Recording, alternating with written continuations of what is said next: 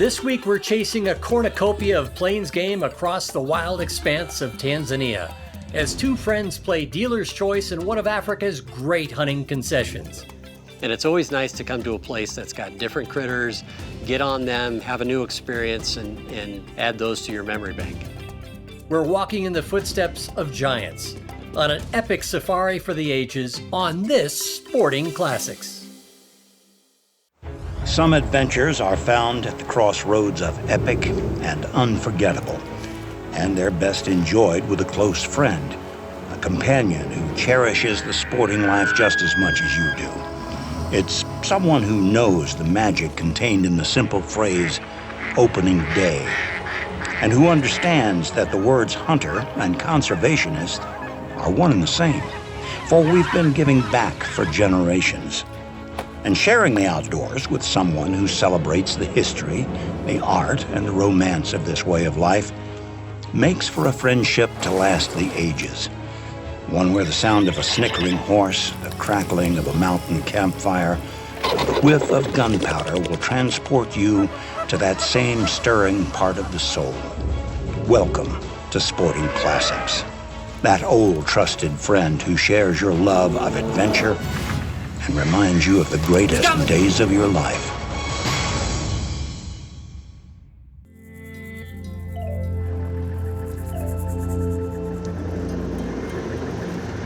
So this is where Ernest Hemingway used to come and have his camp when he used to hunt in this area, over there by those trees.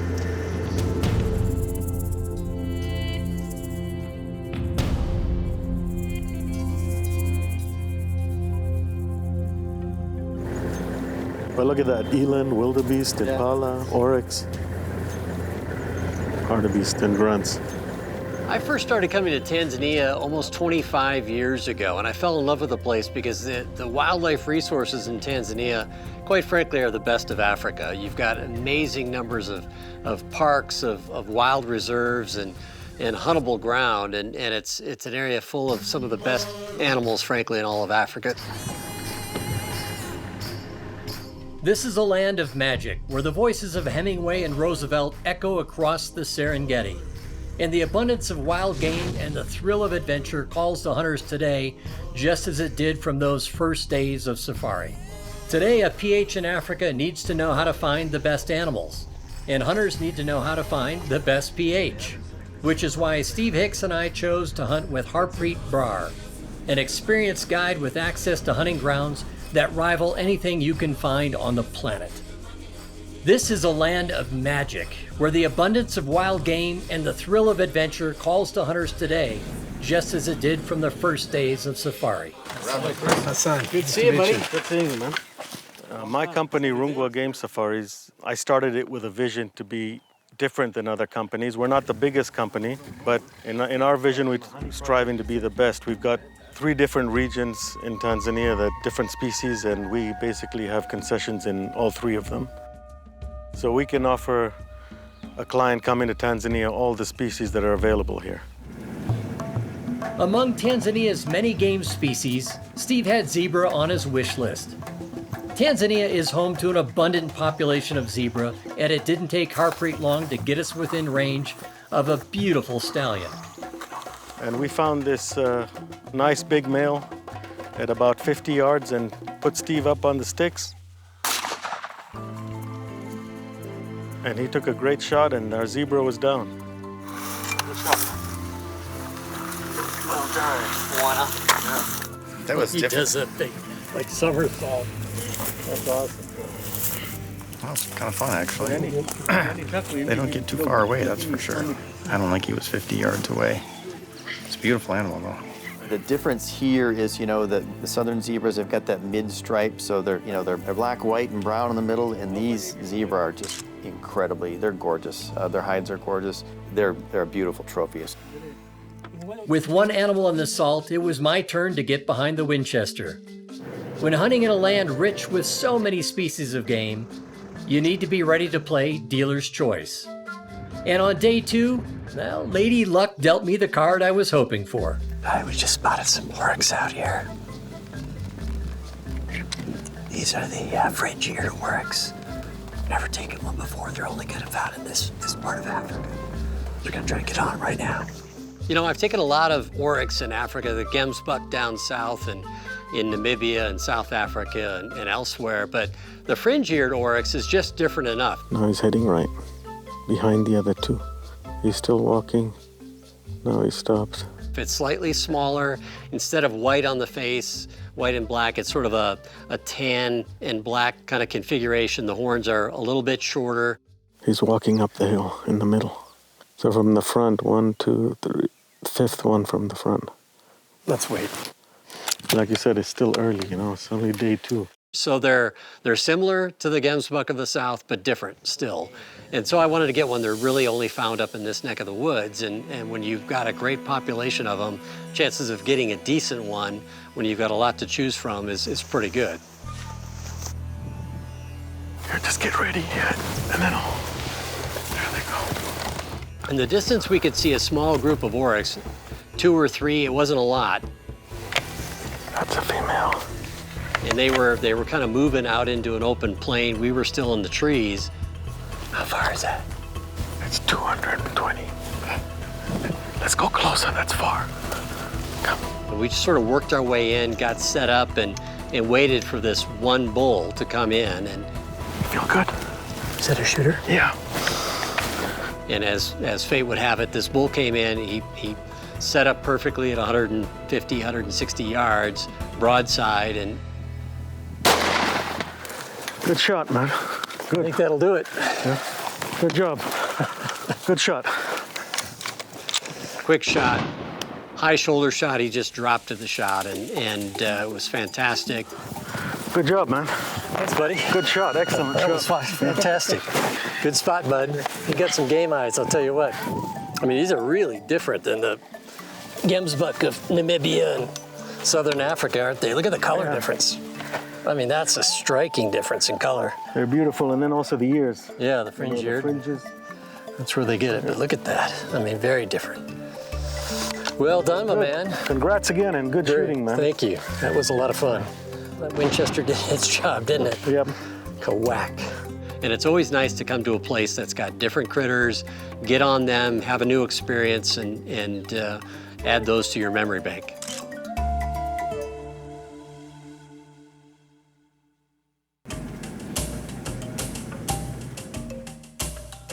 The bar is raised high at Rungwa Safaris, and their attention to detail goes far beyond the quality of animals found in the bush. The accommodations are simply extraordinary, and the food, well, the food alone is almost worth the trip. What kind of steak is this? Elan. Hard to beat Elon. You see, I try to please you, Chris. I tell you, man. You just keep trying. See, we have French press in the bush. I tell you what. That's not bad. Thank you, sir. Cheers. Back one. So you've been in Tanzania hunting for how long now? Since 97. 97. Yeah. Wow. I first hunted with Harpreet several years ago on a lesser kudu hunt. Ready?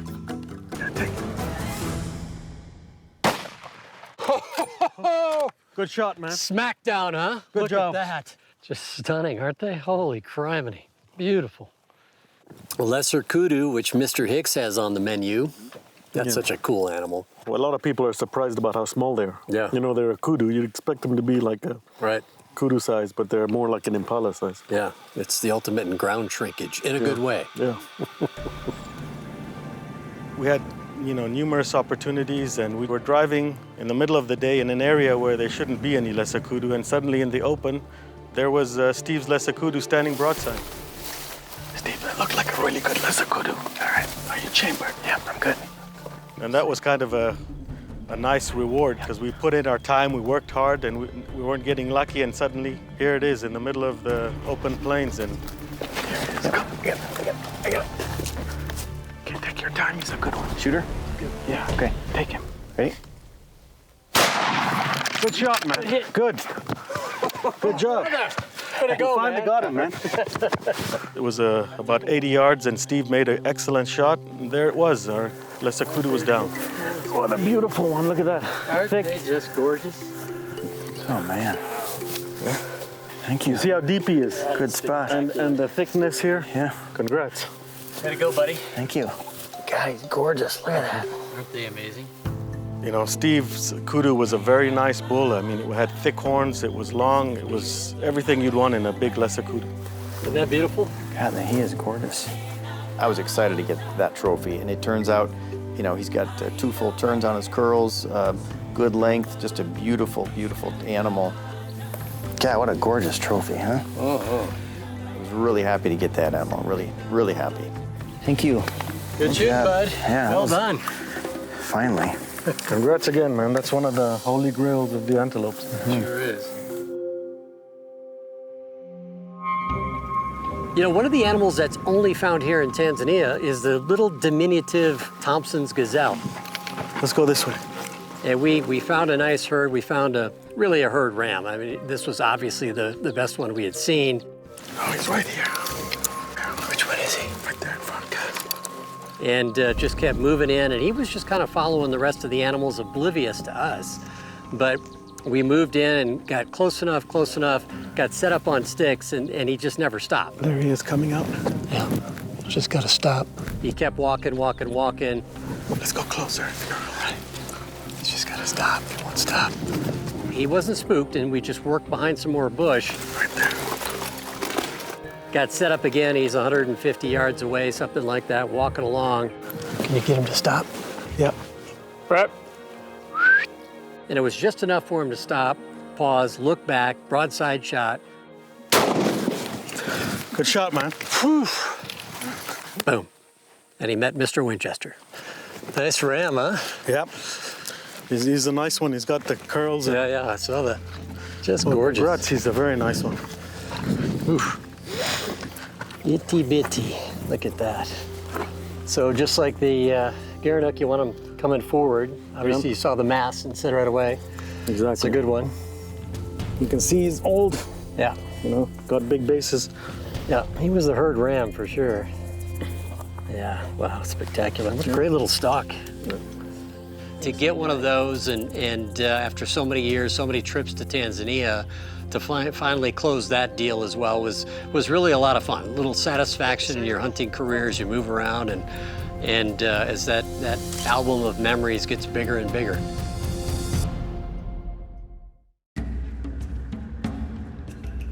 Harpreet is one of the great outfitters in the world. I mean, he runs such a tremendous operation in Tanzania. He's got fantastic places.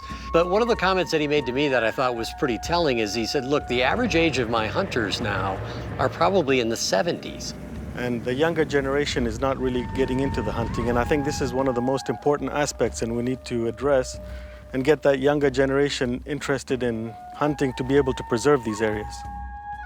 And so what's going on is there's a cultural pressure against hunting. And what we've got to address is the fact that hunting is conservation. Whether it's in America or it's in Africa, hunters have led the way. They've paid for conservation.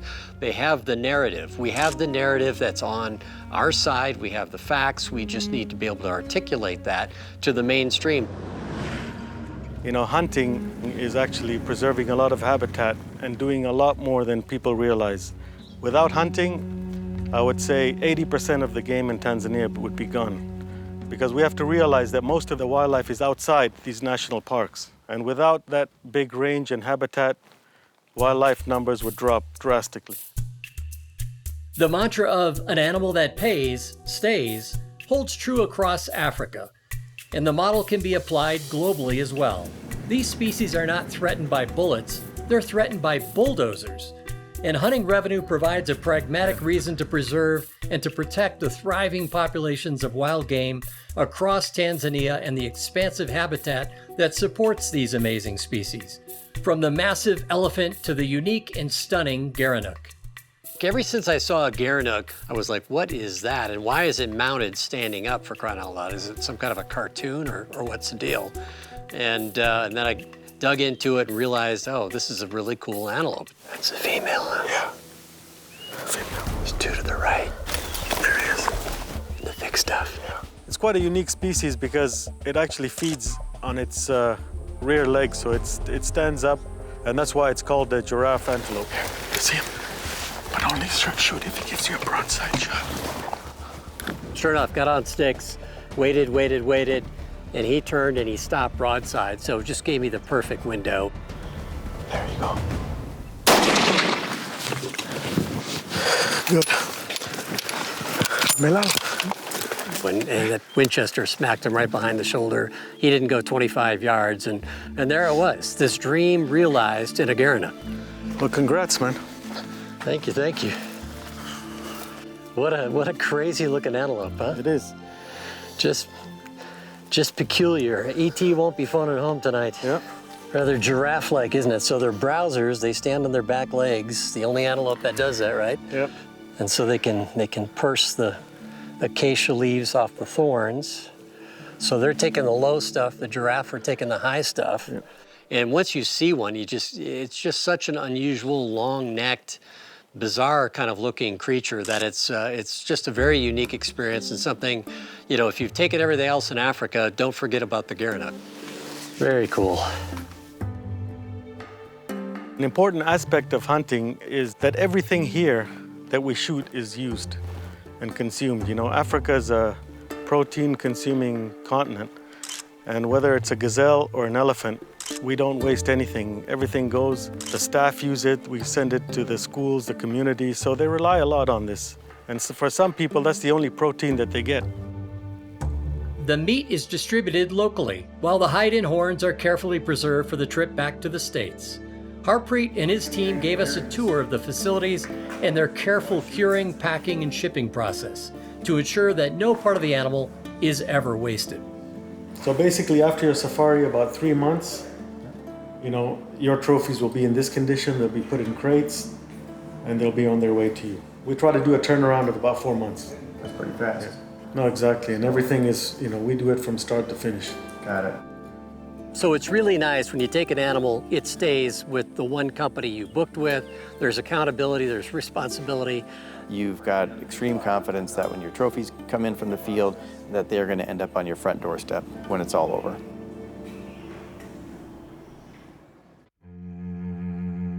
Any great storyteller knows that an ending matters. You have to land the plane. Ernest Hemingway rewrote the final pages of A Farewell to Arms 47 times before settling on his final draft. As we counted down to the final days of our safari, our final hunt brought this spectacular adventure to a perfect conclusion. You know, I've taken a lot of hartebeest across Africa, the Liechtensteins up here in Tanzania, the red hartebeest down south, but I had never taken the Koch's hartebeest, which has a very different horn configuration and just a sort of a Vizsla colored cape, which is interesting and beautiful. And on this particular morning, we were driving in this open plains, and we found a lone bull in the distance. A lot of brush right here. He gave me this shot at about 125 yards. Take him when you're ready. Here we go.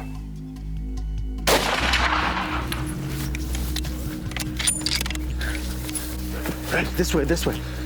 I was able to hit this bugger with one good shot, and I had been told, you know, Harpreet said, look, these are some of the toughest animals that we have. And these hartebeest are always difficult to bring down. And I've got a 300 Win Mag, 180 grain bullets, you know, busting through them. And finally, he lays down, we go walking up, he gets up, starts going off again. I have to hit him one more time. A lot of brush there.